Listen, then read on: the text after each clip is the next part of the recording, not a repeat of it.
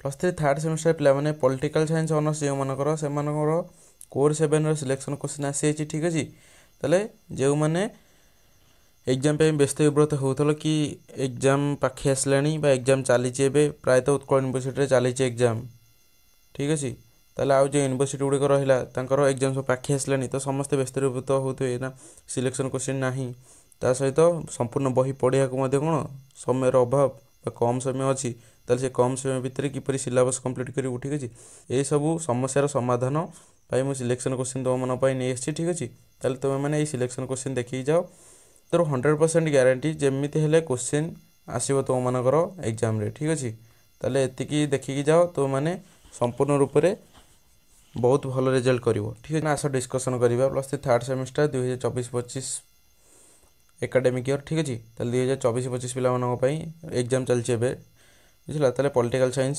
Core 7 selection question देख ताले प्रथम आसला तुम 7 मार्क सब लंग टाइप क्वेश्चन अंतर्जातीय संपर्क कौन बुझाओ और यार परिसर आलोचना कर ठीक अच्छे ताले अंतर्जातीय संपर्क कौन एवं यार परिसर को आलोचना कर नेक्स्ट क्वेश्चन देख जातीय क्षमतार निर्णायक गुड़िक आलोचना कर जातीय क्षमतार निर्णायक जो गुड़िक रहा सेगुड़ा सब आलोचना कर नेक्स्ट क्वेश्चन देख आंतर्जातिक संपर्क अध्ययन क्षेत्र में मार्क्सवाद तत्वर प्रासंगिकता आलोचना कर ठीक अच्छे ताले आंतर्जातिक संपर्क अध्ययन क्षेत्र में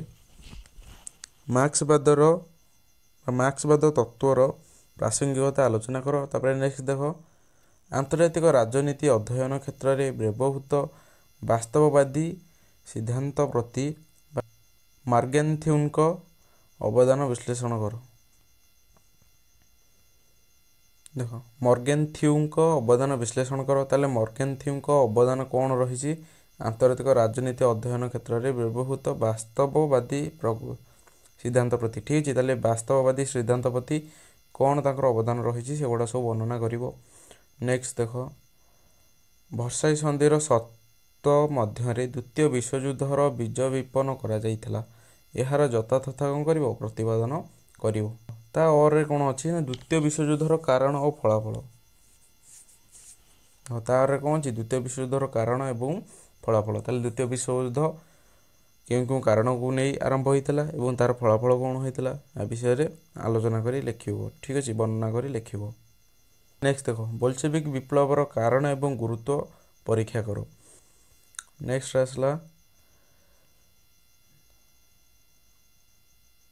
देख विश्व पे ठीक अच्छे विश्व में उग्र जातीयतावाद एवं नाजीवादर अभ्युदयर कारण मान तर्जमा कर ठीक अच्छे ताले विश्व में उग्र जातीयतावाद एवं नाजीवादर अभ्युदयर कारण मान तर्जमा कर तापर आसला सोवियत संघर पतनर फलाफल जो पतन घटला तार फलस्वरूप कौन होता सोवियत संघ जो पतन घटी जाता कौन होता से गोटे सब वर्णना कर लिख ठीक अच्छे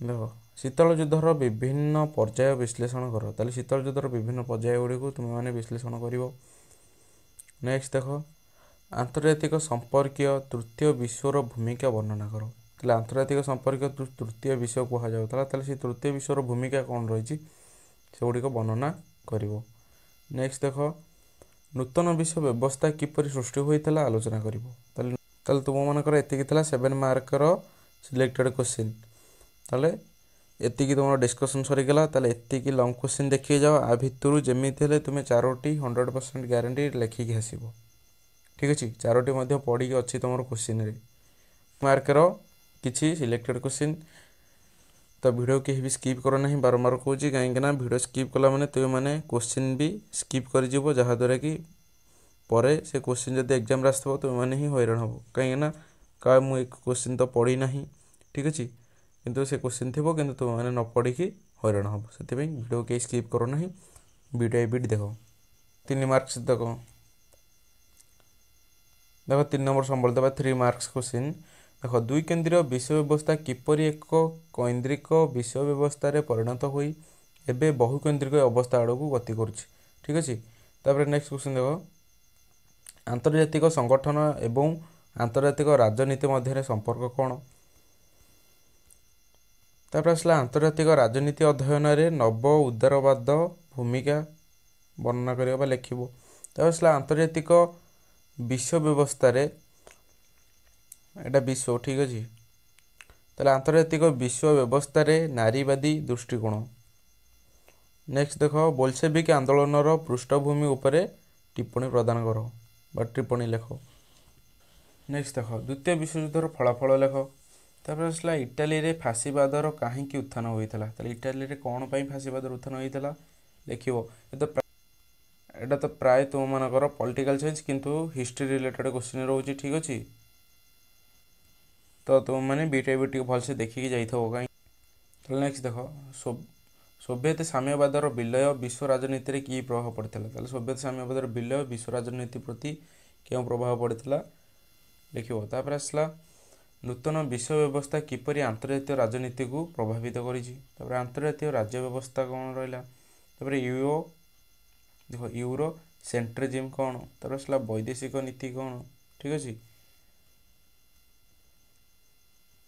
ନେକ୍ସଟ ଦେଖ ଶୀତଳ ଯୁଦ୍ଧ ପରେ ଉଦାରବାଦୀ କ'ଣ ବା ଉଦାରବାଦୀବାଦ। ଦେଖ ନେକ୍ସଟ ଦେଖ ଉଦାରବାଦିତାର ମର୍ଗେନ୍ଥୁଙ୍କ 6ଟି ସିଦ୍ଧାନ୍ତ। ତାପରେ ଆସିଲା ପ୍ରଥମ ବିଶ୍ୱଯୁଦ୍ଧର କାରଣ। ତାପରେ ଆସିଲା ଫସିଷ୍ଟ ବୈଦେଶିକ ନୀତି। ତାପରେ ନେକ୍ସଟ ଦେଖ ହଲସିଙ୍କ ସମ୍ମେଳନ। ତାପରେ ଆସିଲା ସୁଏଜ ସଂକଟ। ତାପରେ ଆସିଲା ଆଇଜେନହାୱାର ନୀତି, ଠିକ୍ ଅଛି। ତାହେଲେ ଏତିକି ଥିଲା ତୁମର 3 ମାର୍କର ସିଲେକ୍ଟେଡ଼। ତାହେଲେ 3 ମାର୍କ ସିଲେକ୍ଟେଡ଼ ଏତିକି ଦେଖିକି ଯାଅ ହରି, ଠିକ୍ ଅଛି। ଆ ଭିତରୁ ଯେମିତି ହେଲେ ତୁମମାନଙ୍କର 8ଟି କ୍ୱେଶ୍ଚିନ୍ ଆସିଯିବ। ତାପରେ ଆସ 2 ମାର୍କ ସିଲେକ୍ଟେଡ଼ କ୍ୱେଶ୍ଚିନ୍ କିଛି ଡିସ୍କସନ୍ କରିବା। ତେବେ ଆନ୍ତର୍ଜାତିକ ସମ୍ପର୍କର ସଂଜ୍ଞା। ତାପରେ ଆସିଲା ଆନ୍ତର୍ଜାତିକ ସମ୍ପର୍କର ବିକାଶରେ ସାମ୍ପ୍ରତିକ ଘଟଣା ସୋପାନ କ'ଣ। ତାପରେ ନେକ୍ସଟ ଦେଖ ଆନ୍ତର୍ଜାତିକ ସମ୍ପର୍କ କ୍ଷେତ୍ରରେ ନୂତନ ଉଦାରବାଦୀମାନଙ୍କର ମୌଳିକ ଚିନ୍ତାଧାରା କ'ଣ। ତାପରେ ଆସିଲା ଦେଖ ବୈଶ୍ୱିକ ଦକ୍ଷତା କ'ଣ। ନେକ୍ସଟ ଦେଖ ବାସ୍ତବବାଦ ଆନ୍ତର୍ଜାତିକ ସମ୍ପର୍କକୁ କିପରି ବୁଝାଏ। ତାପରେ ଆସିଲା ସେଣ୍ଟ ଜର୍ମେନ୍ ଚୁକ୍ତି କ'ଣ। ତାପରେ ନେକ୍ସଟ ଦେଖ ଫାସିଷ୍ଟବାଦର 2ଟି ମୌଳିକ ଲକ୍ଷଣ। ତାପରେ ଆସିଲା ନାଟୋ କ'ଣ। ତାପରେ ଆସିଲା ଦେନ୍ତା କ'ଣ। ତାପରେ ଆସିଲା ଜାତୀୟ କ୍ଷମତା କ'ଣ, ଠିକ୍ ଅଛି। ଏ ସବୁ 2 ମାର୍କ ଇମ୍ପୋର୍ଟାଣ୍ଟ। ତାପରେ ଆସିଲା ଆଧୁନିକ ଯୁଗ ରାଷ୍ଟ୍ର ବ୍ୟବସ୍ଥା କ'ଣ। ତାପରେ ନେକ୍ସଟ ଦେଖ ଢାଞ୍ଚାଗତ ବାସ୍ତବବାଦ କ'ଣ। ତାପରେ ଆସିଲା ସାମ୍ୟବାଦୀ ବିଶ୍ୱ ବ୍ୟବସ୍ଥା କ'ଣ, ଠିକ୍ ଅଛି।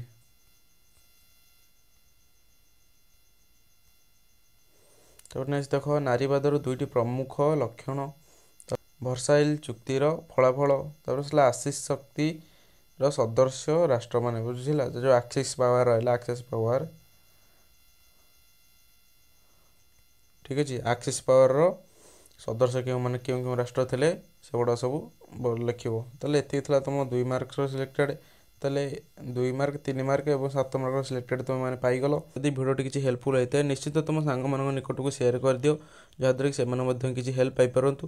ଏବଂ ଯେଉଁମାନେ ଚ୍ୟାନେଲରେ ନ୍ୟୁ ଭିଜିଟ୍ କରିଛ ତ ଚ୍ୟାନେଲଟିକୁ ସବସ୍କ୍ରାଇବ୍ କରି ବେଲ୍ ଆଇକନ୍ଟିକୁ ଅନ୍ କରିଦିଅନ୍ତୁ, ଯାହାଦ୍ୱାରା କି ଚ୍ୟାନେଲରେ ଭିଡ଼ିଓ ଅପଲୋଡ଼ ହେଲା ମାତ୍ରେ ତୁମମାନଙ୍କ ପାଖରେ ଯଥାଶୀଘ୍ର ପହଞ୍ଚି ପାରିବ, ଠିକ୍ ଅଛି। ତାହେଲେ ଆଜିର କ୍ଲାସ୍ ଏଇଠି ଏଣ୍ଡ ହେଲା। ତ ପୁଣି ଦେଖାବା ନେକ୍ସଟ କ୍ଲାସ୍ରେ। ଜୟ ଜଗନ୍ନାଥ।